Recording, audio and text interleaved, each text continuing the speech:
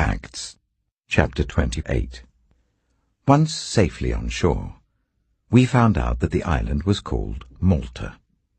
The islanders showed us unusual kindness. They built a fire and welcomed us all because it was raining and cold. Paul gathered a pile of brushwood, and as he put it on the fire, a viper, driven out by the heat, fastened itself on his hand. When the islanders saw the snake hanging from his hand, they said to each other, "This man must be a murderer, for though he escaped from the sea, the goddess Justice has not allowed him to live." But Paul shook the snake off into the fire and suffered no ill effects.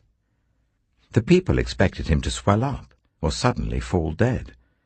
But after waiting a long time and seeing nothing unusual happen to him, they changed their minds and said he was a god.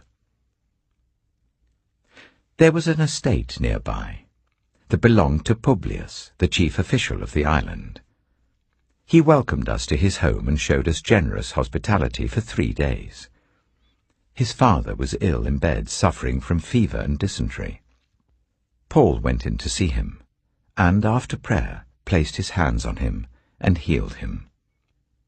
When this had happened, the rest of those on the island who were ill came and were cured. They honored us in many ways, and when we were ready to sail, they furnished us with the supplies we needed.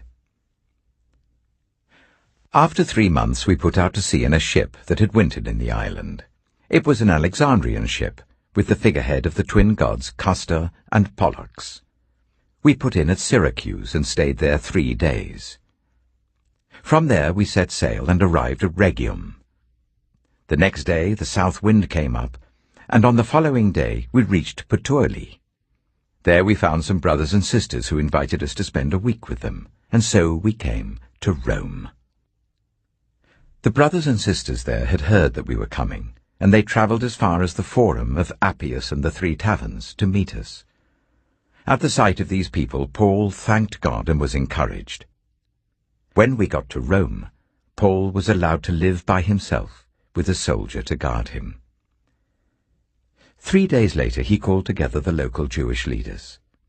When they had assembled, Paul said to them, "My brothers, although I have done nothing against our people or against the customs of our ancestors, I was arrested in Jerusalem and handed over to the Romans.